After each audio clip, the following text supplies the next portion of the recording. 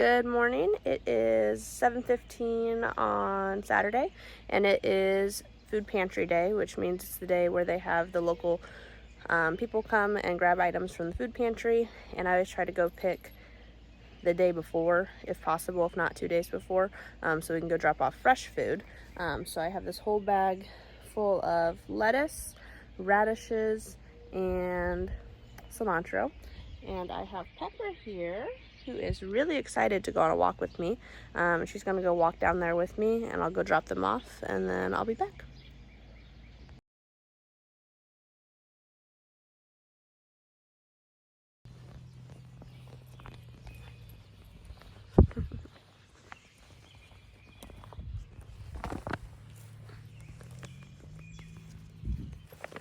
This is Pepper. She's our youngest, and she's the most adventurous, so she follows me on my walks, or sometimes she leads me on my walks.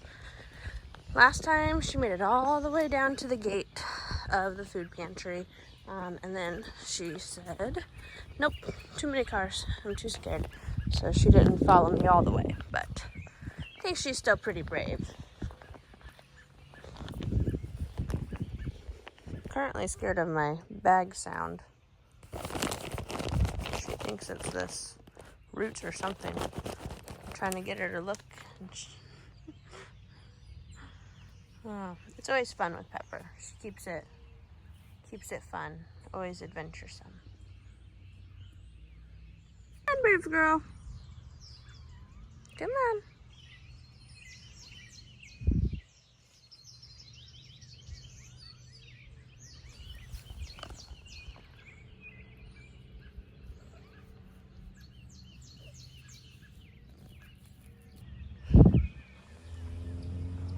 Good morning and welcome to the classroom. I'm close to my classroom this time. I'm going to take you out to the garden, and I'm going to show you guys a little bit about how to harvest certain crops, at least how we're going to do it in our garden for future reference if anyone wants to come out and get some goodies. And I'm also going to go out there and I'm going to start weeding. So I got a regular hoe, an action hoe, or a hula hoe, which I think are fantastic for weeding, and I'll show you how those work. And then I have some dowel rods here.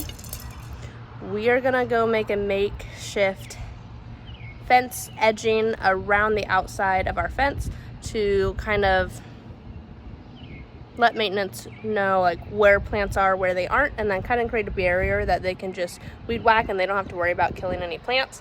I'm realizing that that's becoming an issue where I wouldn't want to weed whack there either, because I won't know what plant I'm killing and what I'm not. So I'm going to go fix that problem hopefully, and that should help make weeding a lot easier. I'll be back in just a few minutes.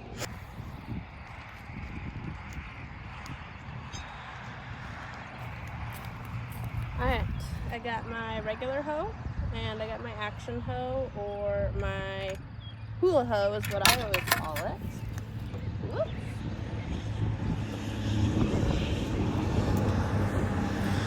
It has this almost like trapezoid shape, and it has a blade on both sides. You do need to sharpen it, but they are kind of hard to sharpen. And basically you run it through the dirt both ways, and it will cut weeds both ways. If you put a little pressure in, it will get the root, or at least part of the rootstock, and it actually helps. It's a lot easier than using the actual hoe, because with that you have to kind of whack and kind of put a lot on your back. This is a lot more easy. So I'm going to show you over here. I have some flowers. They were mystery flowers for a while. We have discovered that they are in fact circus clown snapdragons. We planted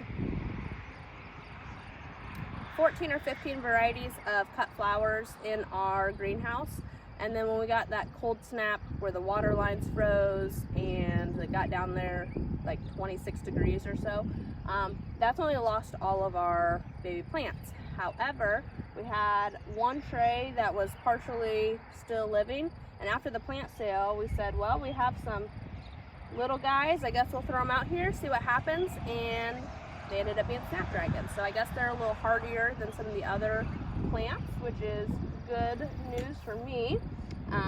But we put some out here, but this is a very open space. There's a lot of dirt here, This is where we started piling our dirt when we were filling our beds. And so there's a lot of space for weeds. What I would like to do eventually is get some mulch over here. I also would like to put some mulch or coverage inside the beds, but one thing at a time. So right now we're just going to weed this just to keep it at bay for at least a few weeks until I can get something else. So hula hoe. If it's soft ground or sandy ground, you just slide it through like that and it works wonders. And I'm not really putting a lot of pressure right now, and I just watered, so it is kind of wet. But even if it's sandy, that's fine, as long as the ground's not super hard. It will do its job. So, get this beautiful soil.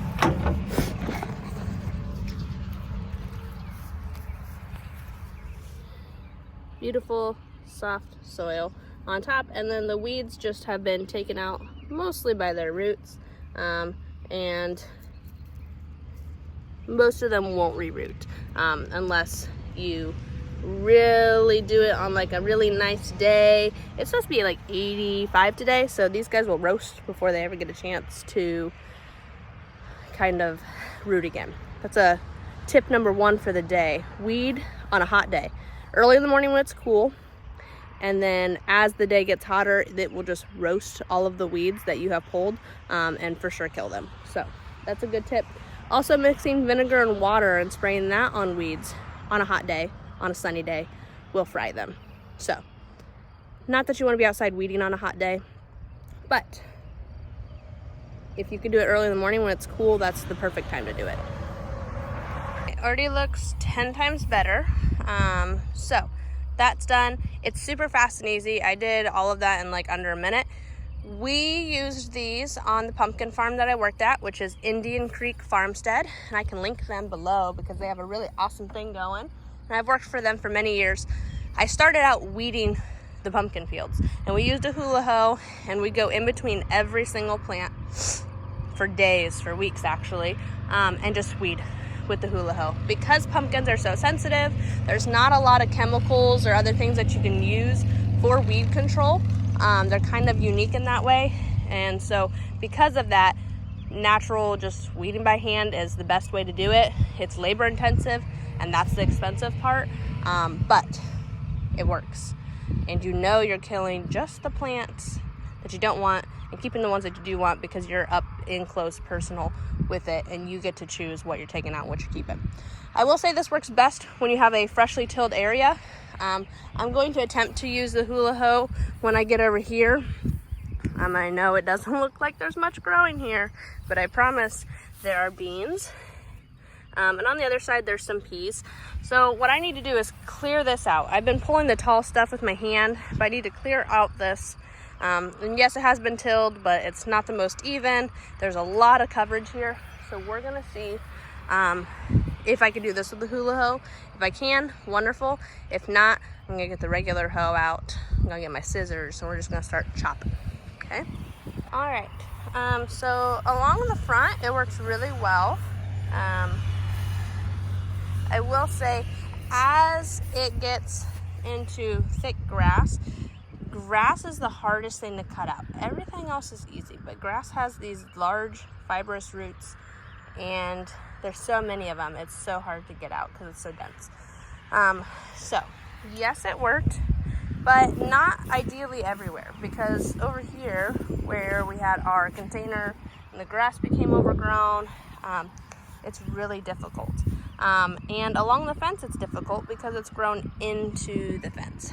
So what I'm gonna do is I'm gonna take this regular hoe in between and kind of mix up and take out what I can. And then I'm gonna take some scissors or my hands, and I'm gonna hand pull this section right here. Down there's not bad at all, but gotta do this by hand, I think. Okay, we got done what I can get done, and it'll be fine for now. I'll come probably spray once these plants get bigger, some vinegar with water.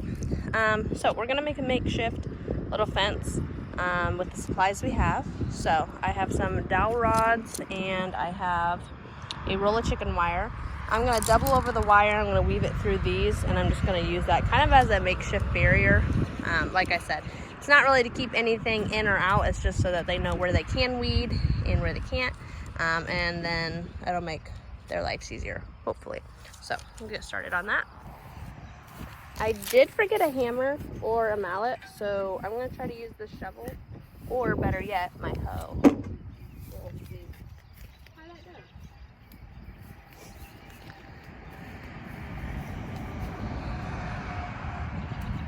I'm also gonna need something to cut with, which I normally have bigger nippers, but once again, I'm not prepared, so safe as it is. We'll see how it goes.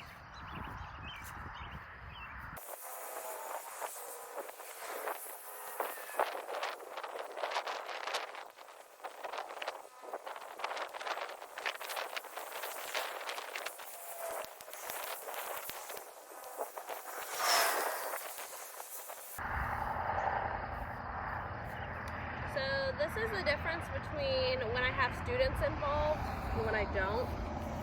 When I have students involved, it's like I have everything laid out, everything ready to go. I got all the tools I need. I'm a lady with a plan. And when I come by myself, I just like grab random stuff, just make it work. I think it encourages me to be creative a little bit. And that's okay, because you don't always have the tools you need, so it's okay to be creative. I feel like that makes you a smarter person, right? You gotta think about how am I gonna get this done, regardless of what I have. Let's see. It is 8:32. I have a book study here in about 30 minutes or so that I'm gonna have to go to. So I think my goal is to get this in, and then this is the part that I'm most worried about. They are the smallest plants, and so I really want to get them done. The other side has peas. They're pretty tall already, like maybe 8 inches to 12 inches, somewhere in there. They are already above most of the other grasses and plants. And they're lighter in color. They're a lot easier to see, so I'm not really worried about them mowing those. Also, they're starting to trellis and grab onto the fence, and so I'm not as worried about them. That will be a project, but not for now. On the back, I have cucumbers. I'm not really worried about that either, only because they're so large and they're so bushy. They have already taken over space to knock out the grasses right next to them, that they are fine. And some of them are starting to trellis as well, at least the 3 bigger ones are. So that will be a project for another day. And with the beds, I did have the kids weed a little bit when we were here on the last day of school. We didn't do a fantastic job, but we did get a lot of it. So I think what is there is minimal. It's small. It is something that needs to be done probably the end of this week, but I only have so much time. So we'll knock this out, and then I will be back with a little more information about my book study, and I said I'd show you how things are going to get harvested. So I'm going to keep working on this, and I'll get back with you.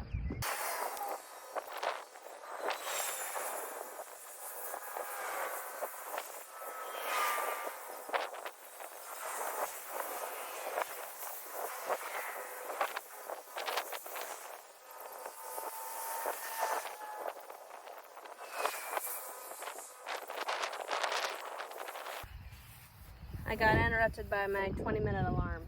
So I got it all folded in half. I got my first dowel rod in. We're gonna try to whip through this, see what we can get done in 20 minutes.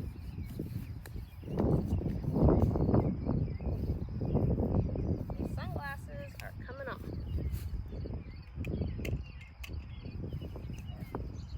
Not helping.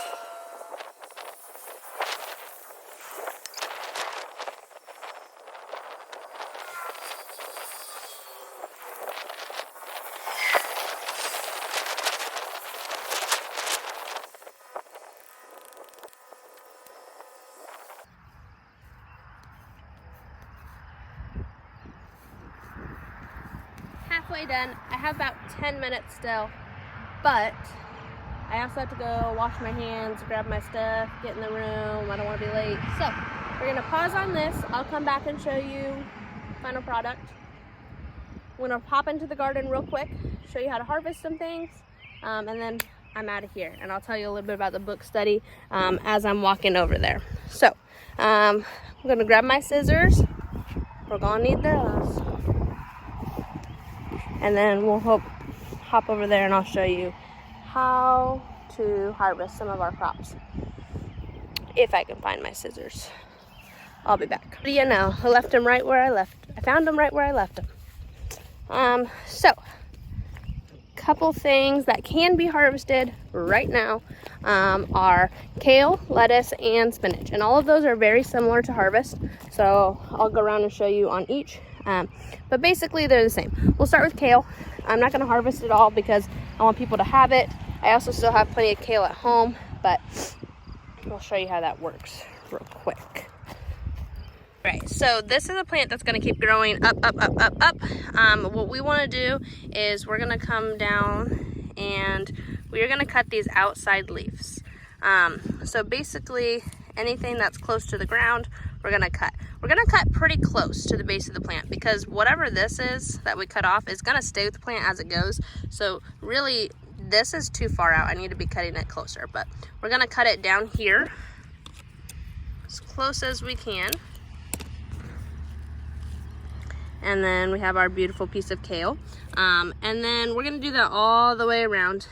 This has been producing like crazy. It is a cool weather crop, so I don't know how summer's gonna come along. But I will say that I've already had 2 harvests from this already, about a week apart, so it just keeps on giving, which is awesome. So after you harvest all the outside leaves, let me go ahead and do that real quick.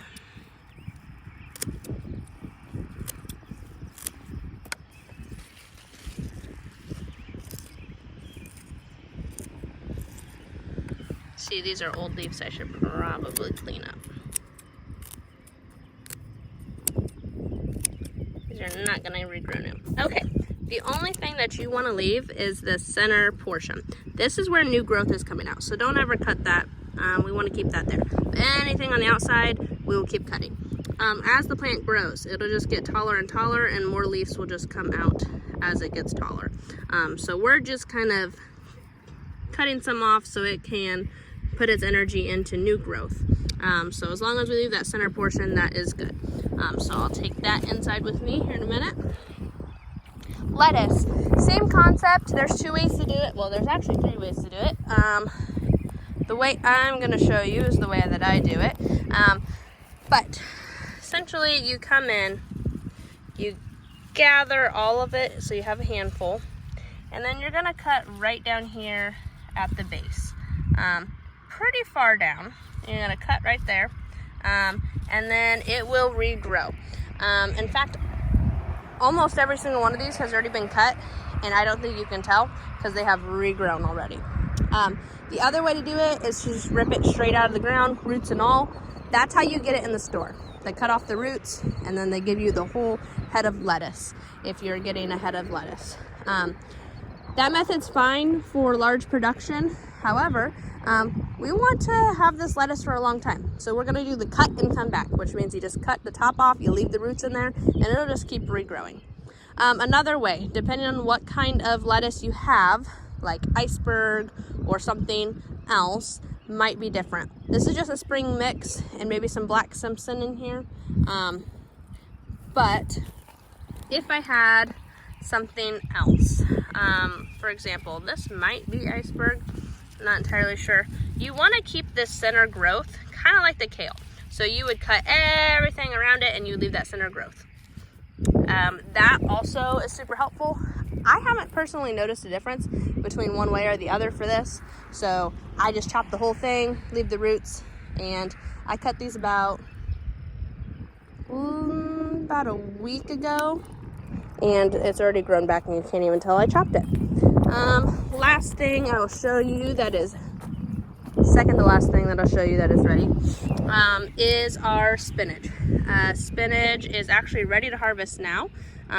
Most people are used to baby spinach. This is about the size you would harvest it. However, spinach can get quite large. Like I'm talking the size of your palm or bigger.